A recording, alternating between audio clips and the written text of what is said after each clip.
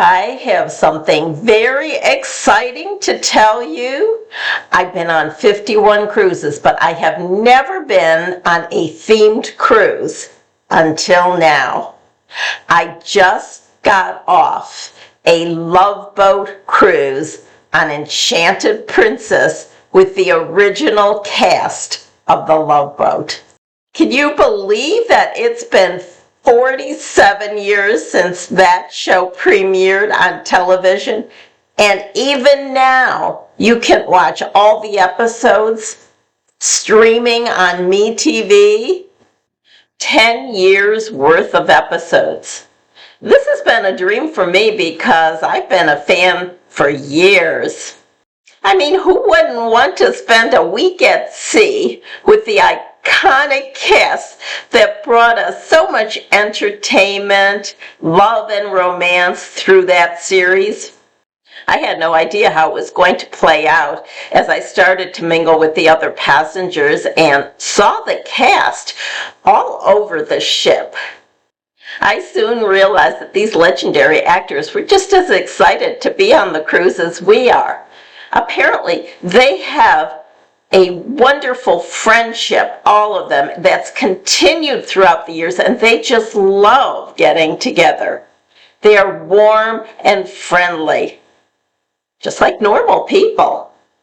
They seem genuinely interested in meeting their fans and sharing their stories.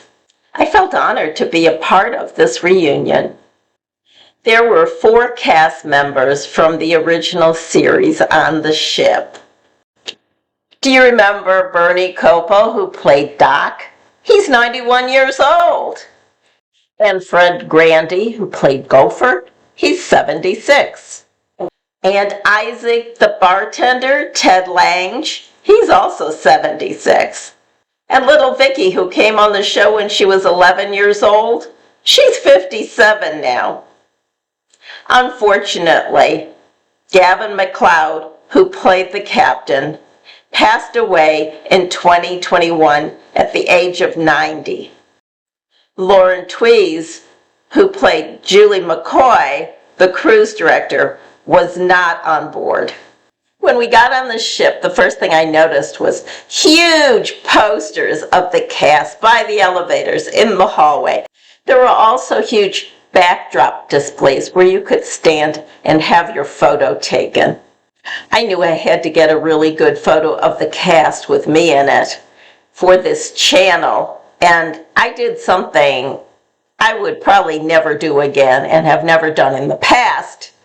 And that is, I stood in line for an hour and a half to have my photo taken with the cast. They were so good-natured about it. Each photo, they smiled and looked interested, but they must have been exhausted also after an hour and a half. I know my legs were killing me. I couldn't wait to sit down, but I got that photo. Before the cruise, there was an opportunity to buy a VIP package, which gave you more access to the cast. And although that sounded appealing, it was $400 a person, and I just didn't see how it could be worth it. So I did not buy that. And I feel that I had enough access to the cast to make it worthwhile for me without that additional package. This cruise left out of Brooklyn, New York. It went to Boston, Eastport, Maine, Halifax, Canada, and St. John, Canada. There was a sail-away party led by Jill Whelan as we left the Brooklyn port. The cast was visible all around the ship, and people were constantly going up to them asking for a photo opportunity. I'm kind of shy, and I just couldn't bring myself to do that. But I did get a photo at the end, and I'll tell you about it and how it happened. Besides 2 question and answer panels, there was also Love Boat trivia. And Princess is known for its large movie screen on the top deck, and they played Love Boat episodes out there throughout the cruise. They also created 4 special cocktails, each one named for a different cast member. In one of the Q&A sessions, the cast was asked to share memories of the stars who appeared on the show. There were so many stars who had been past their prime at that point and really welcomed the opportunity for an acting job. And apparently they were almost all very grateful and polite and fun to work with. But according to Bernie Copel, Debbie Reynolds always wanted to be the center of attention. And in one of the scenes she was in, she went up to the orchestra leader and whispered something to him. And it was to play a fandango. She then told Bernie, just stand there, don't move. The fandango was played. She danced and whirled all around him and ended up jumping on his shoulder. Fred Grandy said a lot of actors auditioned for the role of Gopher, and one of them was Billy Crystal. He turned it down. He hated the script. Of course, Fred is forever grateful because he loved the role. By the way, Fred Grandy is nothing like the character he played, that silly, kind of dopey Gopher character. Fred graduated from Harvard. He's brilliant. And he went on to serve in the U.S. Congress for 4 terms. Ted Lange is much like his character, Isaac the bartender. He has that big smile. And he's been a playwright and stage director and has written 22 plays. Someone finally stood up and asked to address the elephant in the room. She said no one had been talking about Lauren Tewes, who played Julie McCoy, the cruise director. Now, everyone knows that she was fired from the Love Boat around the 7th season for a cocaine addiction. There was silence for a minute. No one seemed to want to handle that question, but Fred Grandy finally did. And he said that Lauren was the victim of circumstances. He said that in the 80s, addiction wasn't looked upon as a health issue, something to be treated, but as a failing, as a moral failing.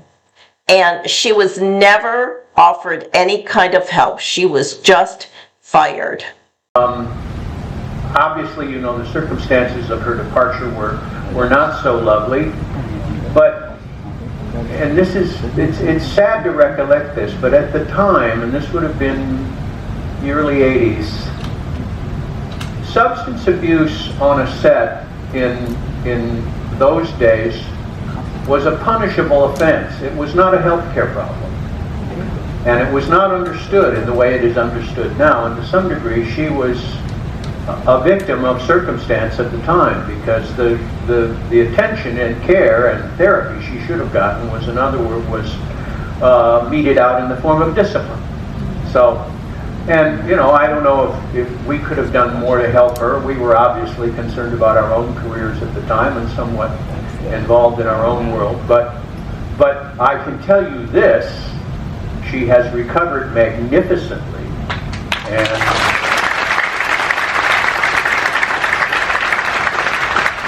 she, you know, even though she is not here, she is as much a part of the family as anybody else up on this stage. And she comes to my house. She will fly to my house and we'll spend the weekend together cooking and just laughing and sharing stories all the time. Jill Whelan said that she keeps in touch with Lauren and had been texting her during the cruise, telling her how much fun it was and encouraging her to come on the next Love Boat cruise, which will be in 2025 in November on the Regal Princess. They also had a previous Love Boat cruise 2 years ago. So they've been very successful. People are really eager to take one of these cruises, and they sell out. Prior to the cruise, we were told that there would be a surprise guest. No one had any idea who it would be. But it wasn't until just before we got on the cruise ship we found out that it was the group Air Supply. And they performed one evening, and it was really spectacular with the lighting and the music. Now I have to tell you, I barely remember them, but the people in the audience did, and they just loved it. And I found it quite entertaining myself. One of the special events was the wedding vow renewal. 25 lucky couples got to renew their vows on the Love Boat. They were chosen by lottery. At the end of the cruise, we were bused to LaGuardia Airport. And when I reached my gate, who was standing there but Fred Grandy, Gopher, talking to a woman? I thought, I've got to approach him because my viewers are going to want to see a picture of at least one of the cast members with me. So I did. I said, could I please get a picture with you? He said, you didn't get one? I said, no. And so my husband snapped this photo. Do you have a favorite Love Boat story or memory? Please share it with us in the comments below. And if you'd like to hear more about my cruise and travel experiences, check out my cruise and travel playlist. Thanks for watching. Have a great day.